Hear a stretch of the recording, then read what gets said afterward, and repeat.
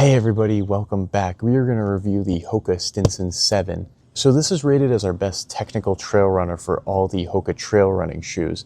So we definitely have a different take than everybody else on the internet about this one. As always, we're going to give you our objective testing scores on this shoe with an overall score at the end. So let's get right into it. Comfort and fit, we rated it at 8.5 out of 10. So I ended up sizing down to a men's size 10 when I'm normally a 10.5. I read some early reviews online that these were actually a little bit wide fitting. So sizing down for me, they definitely fit better. It has a nice generous toe box, which I measured at 73 millimeters. So definitely enough room for your toes to splay out for that stability while on the trail without causing any compression or numbness in my foot. They fit great right away. There was no break-in period with these. It has a pretty high stack height at 40 millimeters in the heel and 33 in the forefoot stack, giving it a 7 millimeter heel to toe drop. So definitely for more heel strikers out there in terms of stride efficiency based on how well you're going to do on the trail. So I still maintained a good ground connection on the varied terrain I was on. The outsole isn't extremely plush and cushioned. It's more firm. It's just higher than most shoes tend to be.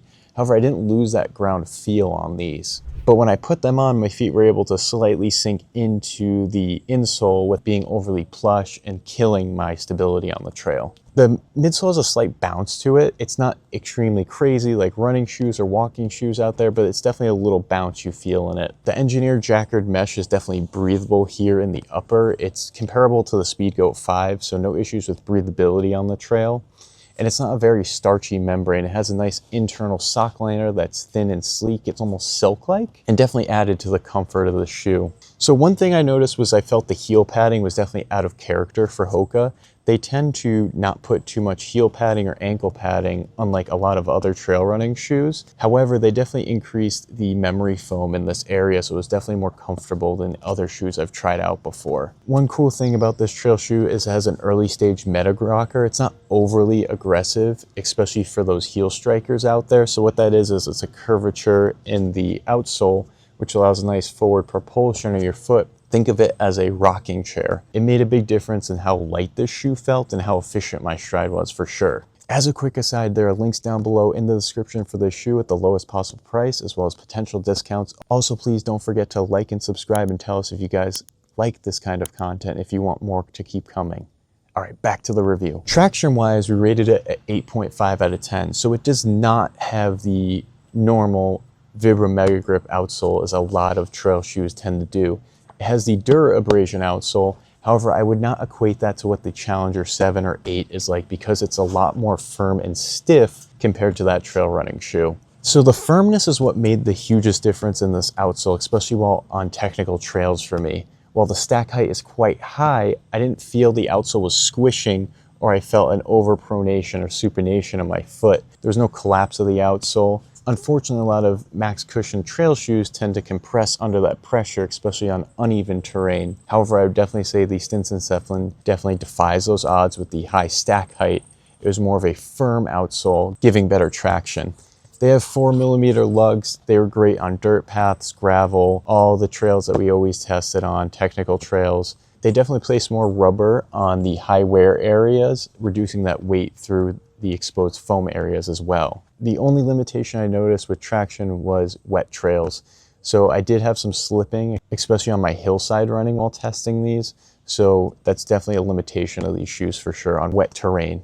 The 4 millimeter lugs do a decent job at shedding mud. However, it's not a mud shedding beast as well. It did hold on to some of the muddy sections of the trail for sure. So I didn't have to stop and really pick at my shoes or anything like that, but definitely not as good as mud shedding shoes like the Salomon Speedcross 6. So the most important section here, stability and support, rated it a 9 out of 10.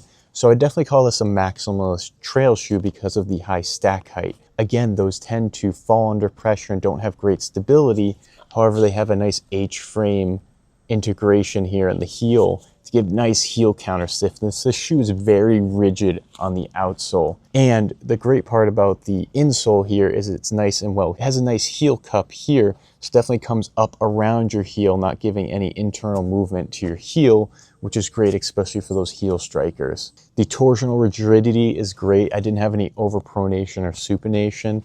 and it definitely held great on uneven terrain. It has a 100mm heel width here, which gives a nice firm, stable base. And with all those technologies added together, the firm outsole, the H-frame, the heel cup, the torsional rigidity, that's why the stability and support is so great in the shoe.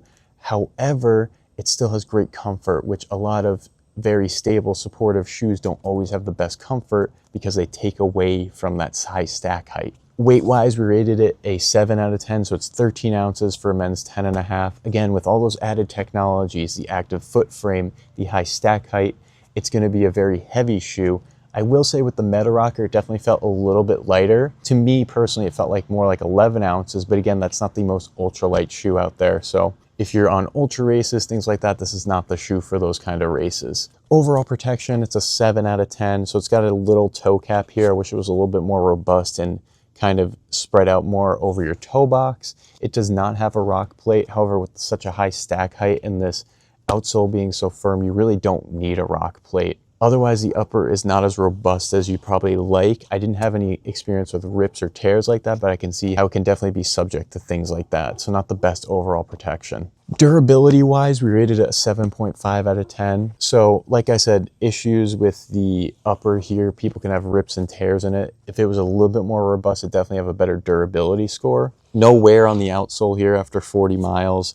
The traction still holds really good grip to this day. No issues with that. And overall, I would say just with such a high stack height, the durability is not going to be very impressive because over time this outsole is going to wear. So overall, they put great quality materials in this shoe and it should last you a pretty long time. So value-wise, for $170, everything you get on this shoe, rated it a 5 out of 5. Our overall score for the Stinson 7 is an 8.2 out of 10, so definitely a great maximalist trail running shoe. I've been very happy with these, and I really think they're a great pick.